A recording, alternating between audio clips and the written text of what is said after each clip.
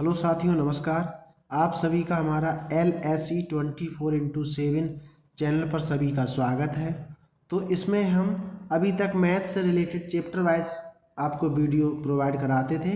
तो इस तरीके से हमने सोचा कि परीक्षाएं कुछ पास आने वाली हैं, तो आप लोगों को हम प्रैक्टिस सेट के माध्यम से भी हम लोग एक नई सीरीज लॉन्च कर रहे हैं, जिसमें प्रैक्टिस सेट के माध्यम से कुछ प्रश्नों को आप लोगों से साझा करेंगे और आप लोग उन प्रश्नों को देखेंगे।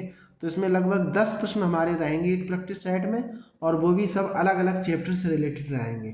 तो आपको हर प्रैक्टिस सेट में आपको 10 क्वेश्चन मिलेंगे, अलग अलग चैप्टर से रहेंगे, तो उससे कुछ ना कुछ जानकारी आपकी ज़रूर बढ़ेगी।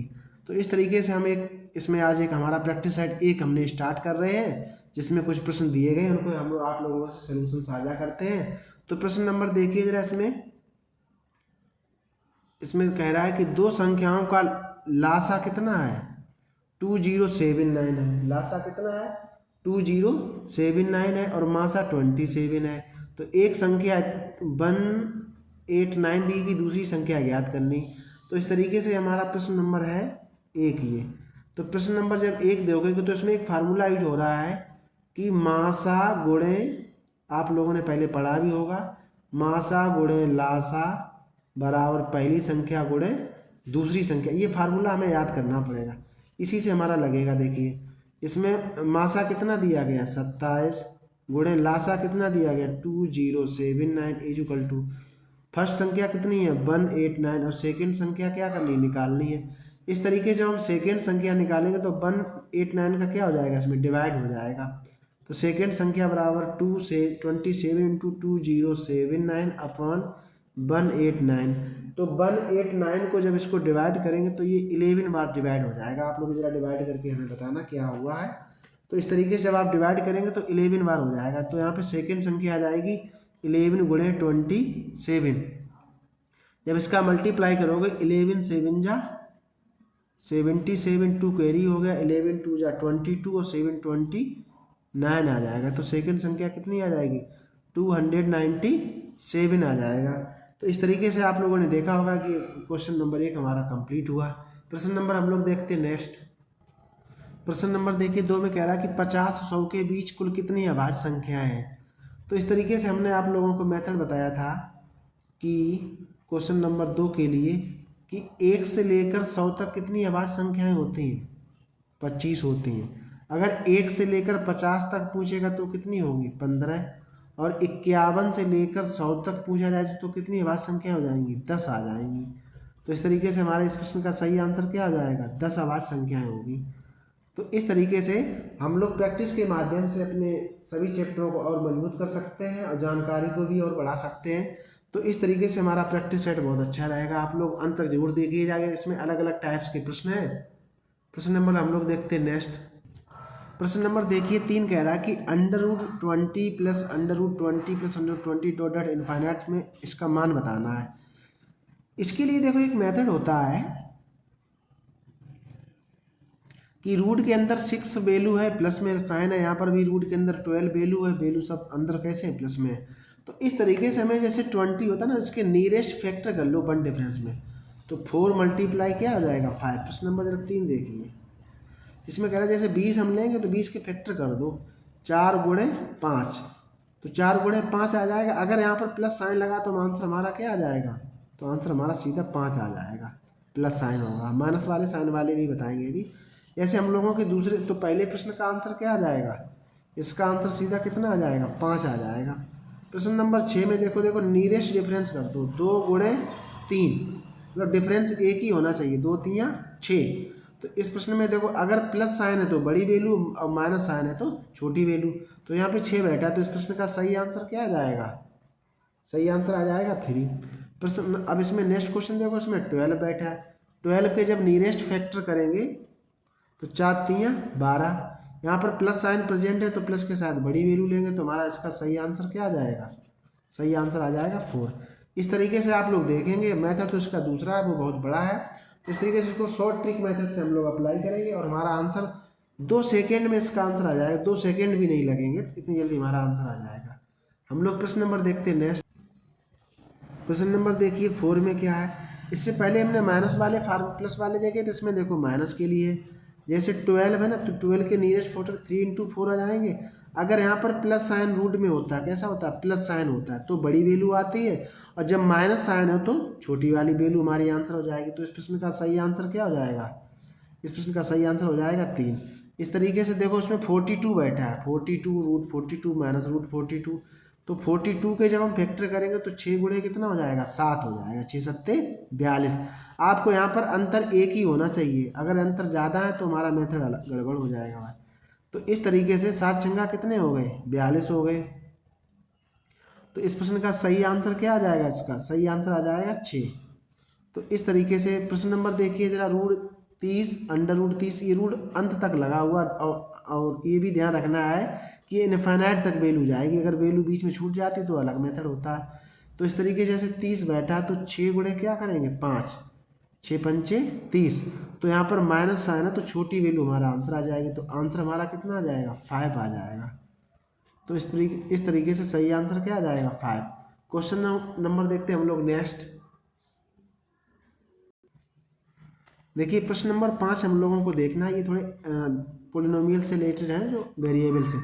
यदि a बराबर b बराबर c है तो a plus B plus C का whole square, a square B square plus C square का मान बताना है।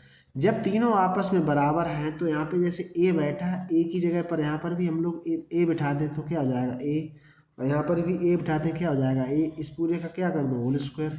यहाँ देखो a स्क्वायर है तो ये तो हो गया a स्क्वायर, प्लस b की जगह पे a बिठाओ, ये भी a square, plus C square की जगह पे a बिठा दो, ये क्या हो जाएगा a स्क्वायर। तो ऊपर जो हमारा आंसर आएगा अंश में, तो ये हो जाएगा 3a का होल स्क्वायर, और बटे नीचे कितना हो जाएगा, नीचे हो जाएगा 3a स्क्वायर। देखो a के 2a और 3a, जैसे हम लोग पेन नहीं काउंट करते, 1 पेन 2 पेन और 3 पेन, तो जब ऊपर वाले अंश का स्क्वायर करेंगे 3 3 या 9, a स्क्वायर बटे 3a स्क्वायर होगा, a स्क्वायर से a स्क्वायर हो जाएगा कैंसिल, 3 एकम 3 और 3 त्रिका 9। तो इस तरीके से हमारा सही आंसर क्या आ जाएगा, 3 आ जाएगा।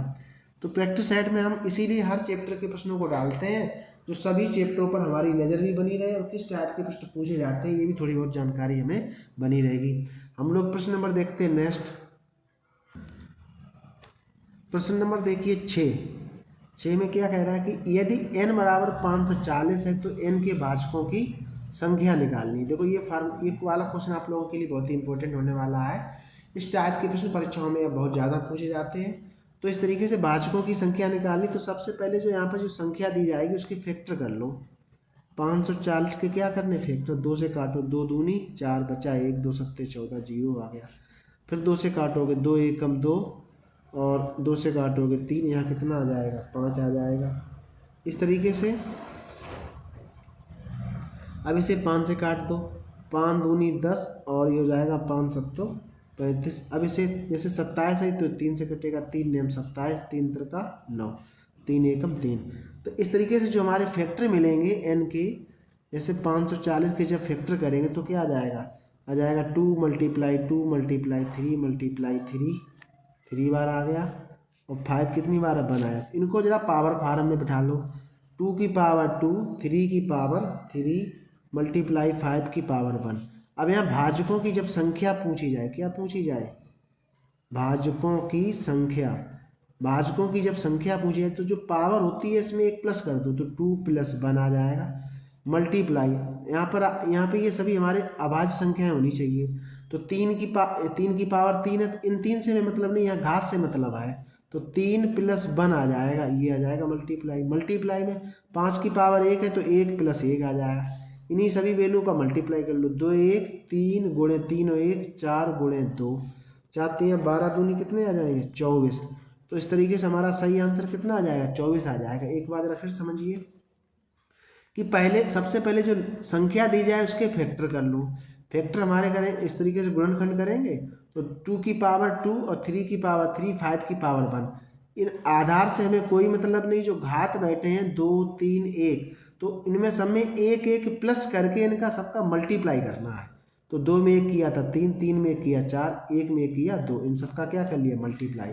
तो इस तरीके से प्रश्न नंबर 6 हमारा थोड़ा आप लोगों ने देखा होगा, कुछ बेस्ट क्वेश्चन लग रहा है, और ये क्वेश्चन थोड़ा इंपॉर्टेंट भी है। हम लोग प्रश्न नंबर देखते हैं नेक्स्ट। प्रश्न नंबर देखिए 7। इसमें कह रहा है कि 1 का क्यूब, 2 का क्यूब, 3 का क्यूब, 4 का क्यूब और 5 के क्यूब का क्या निकालना है, मान निकालना है। तो इसमें आपको फार्मूला याद होना चाहिए, 1 से लेकर n तक के घनों का, n तक के 1 से लेकर n तक के घनों का योग। तो इसका फार्मूला होता है n इंटू एन प्लस 1/2 का होल स्क्वायर का फार्मूला होता है। तो n की वैल्यू कितनी है, 5 वैल्यू बिठानी है। जब n की वैल्यू 5 बिठाओगे तो कितना आ जाएगा, 5 इंटू 5 प्लस 1/2 और इस पूरे का होल स्क्वायर।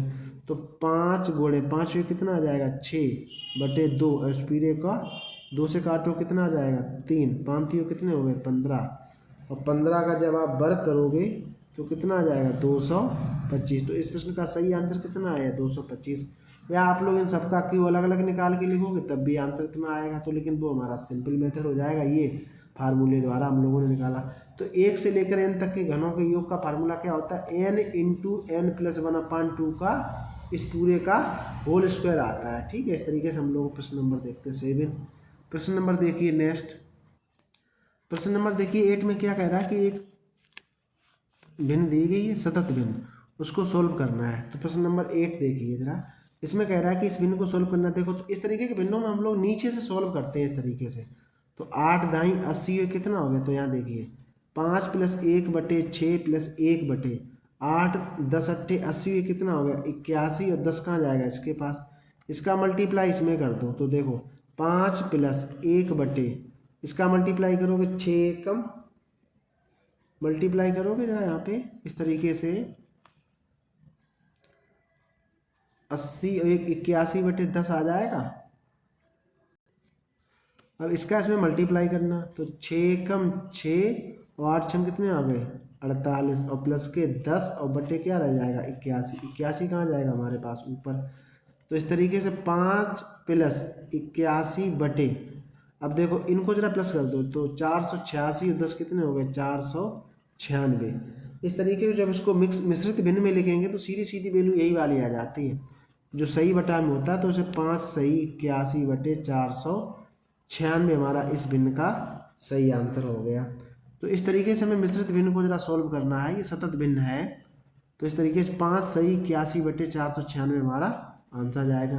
प्रश्न नंबर हम लोग देखते हैं नेक्स्ट, प्रश्न नंबर देखना 9। इसमें कह रहा है कि यदि किसी रकम में उसका 7वां हिस्सा और मिला दिया जाए तो कुल 40 रुपये प्राप्त होते हैं, रकम बताइए। तो देखो ये प्रश्न कैसा है, इसमें कह रहा है कि रकम में उसका 7वां हिस्सा, तो हम कह दें रकम और प्लस रकम का 7वां हिस्सा और मिला दें, जो रकम है ना रकम का 7वां हिस्सा और मिला दें। तो इस तरीके से इसे थोड़ा ऐसे लिख लो जरा, रकम का 7 हिस्सा प्लस कर लें तो हमारा कितना आ जाएगा, 40। तो 7 एकम 7, 7 एक कितना हो जाएगा, 8 रकम बराबर कितना आ जाएगा, 7 चौक 28, 280 आ जाएगा। पूछेगा रकम का हिस्सा, तो रकम का हिस्सा 8 से यहाँ पे काट दो जरा, भाग दे दो। 8 तियाँ कितने हो गए, 24 बचे 4, 8 पंचे 40। तो कितना आ जाएगा, रकम का हिस्सा कितना आ जाएगा, 35 रुपये आ जाएगा। अगर हम आंसर चेक करेंगे तो 35 जब यहाँ पर बिठाएंगे, 35 + 35 बटे जब 7 करेंगे, 7 पन्ना 35, तो रकम और रकम का 7वां हिस्सा मिल के क्या आ जाएगा, 40 आ जाएगा। यही हमारा उत्तर। तो इस प्रश्न का सही आंसर क्या आ जाएगा, 35 रुपये हमारा सही आंसर आ जाएगा। तो इस तरीके से हम लोग क्वेश्चन नंबर देखते हैं नेक्स्ट। प्रश्न नंबर देखिए 10 कह रहा है कि यदि 1 दर्जन दर्पण से भरा एक बक्सा गिरा दिया जाए तो निम्नलिखित में से कौन से भंग दर्पण और सलामत बचे दर्पणों के अनुपात को निर्दिष्ट नहीं करता है। तो जैसे 1 दर्जन में होते कितने, क्वेश्चन नंबर देखिए 12 होते हैं। तो 12 के लिए 1:1 करोगे, जब अनुपाती हो क्या आ जाएगा, 1 1 2 आ जाएगा, 2 से 6 कट जाएगा, तो ये तो निर्दिष्ट करता है। जब 3 के अनुपात को देखोगे, 3 1 कितना हो जाएगा, 4, तो 12 को 4 से विभाजित हो जाता, तो ये भी निर्दिष्ट करेगा। सी में देखिए जरा, यहाँ पर 2 और 1 3 है, जब अनुपाती योग निकालेंगे तो इन दोनों को क्या कर लेंगे, +2 1 3, 3 को 12 से डिवाइड करो, ये हो जाएगा। ठीक है, अब देखो जरा यहाँ पे कह रहा है कि 3:2, तो 12 को 3 2 का अनुपाती योग क्या आ जाएगा, 5 आ जाएगा। 5 से क्या 12 कटेगा, नहीं कटेगा। और इधर थोड़ा चेक कर लेते हैं ई में, तो 7 5 कितने होगा 12/12, ये भी कैंसिल हो जाएगा। तो इस प्रश्न का सही आंसर क्या आ जाएगा 3:2 आ जाएगा। तो कहने का मतलब और सभी तो जो हैं वो तो निर्दिष्ट करेंगे अनुपात को, लेकिन 3:2 है वो जो दर्पण में यहाँ पर भंग दर्पण और सलाम दर्पण के बचे दर्पणों का निर्दिष्ट नहीं करेगा। तो इस तरीके से साथियों ये अगर हमारी पहला आप लोगों को सही लगी तो हम लोग 10 क्वेश्चन प्रैक्टिस साइट के माध्यम से अलग अलग चैप्टर से टाइप को लेकर आएंगे, जो आपके लिए बहुत ही परीक्षा की दृष्टि से इम्पोर्टेंट प्रश्न होंगे। तो इस तरीके से आप लोगों ने देखा है कि प्रैक्टिस साइट के माध्यम से हमने किस प्रकार के क्वेश्चन कराए, कितने सिंपल मेथड से कराए। अगर आप लोगों को वीडियो ये लग रहा है कि कुछ क्वेश्चन कठिन है तो वीडियो को 1 या 2 बार रिवीजन कर दिए तो आपके लोगों क्लियर हो जाएंगे क्वेश्चन। अगर आप लोगों को सही तरीके से तैयारी करनी है तो इन क्वेश्चनों को नोट करके नोट्स के माध्यम से फेयर कॉपी आप लोग बनाते जाएं, तो प्रैक्टिस साइट के माध्यम से हम लोग काफ़ी अच्छी तैयारी को अपनी और आगे तक ले जा सकते हैं। तो इस तरीके से साथियों तो हमारे वीडियो अगर इस पर आप पहली बार विजिट कर रहे हैं तो इस चैनल को सब्सक्राइब, बेल आइकन को प्रेस कर लें और लाइक और शेयर कर दें। तो इस तरीके साथियों आपको लगे कि हमारे इन वीडियो को देखने से आपकी ज्ञान कुछ वृद्धि हो रही है तो हमारे अगर तो चैनल को सब्सक्राइब जरूर कर लीजिएगा, क्योंकि अगर आप आज नहीं करेंगे तो कुछ दिनों बाद जब वापस आएंगे तब 2 4 या 10 दिनों बाद तब आपको सब्सक्राइब करना ही पड़ेगा, क्योंकि हम लोग इतनी सिंपल मेथड से क्वेश्चनों को बता रहे हैं और अलग अलग टाइप्स के हम लोग प्रश्न लेकर आते हैं प्रैक्टिस सेट में भी, और हम लोग जब चैप्टर वाइज कराते हैं तो उसके माध्यम से। तो साथियों इस तरीके से तो ये पहला आपको अच्छी लगी है वीडियो से प्रैक्टिस सेट के माध्यम से। तो अब हम मिलते हैं प्रैक्टिस सेट नंबर अपने 2 में और 7 में, और इसमें आप जीके करंट अफेयर्स की, ज्योग्राफी की और मैथमेटिक्स जो आपका चैप्टर चलता है औसत उसकी, और प्रैक्टिस सेट के सभी क्वेश्चनों को रिवीजन करते रहें और इन सभी क्वेश्चनों को फेयर कॉपी से बनाते रहें। तो इस तरीके से जब आप 4-6 दिन जब बीत जाएंगे तब आपको पता लगेगा कि कुछ न कुछ आपने ज़रूर सीखा होगा इन वीडियो के माध्यम से। ठीक है साथियों, मिलते हैं, तब तक के लिए धन्यवाद।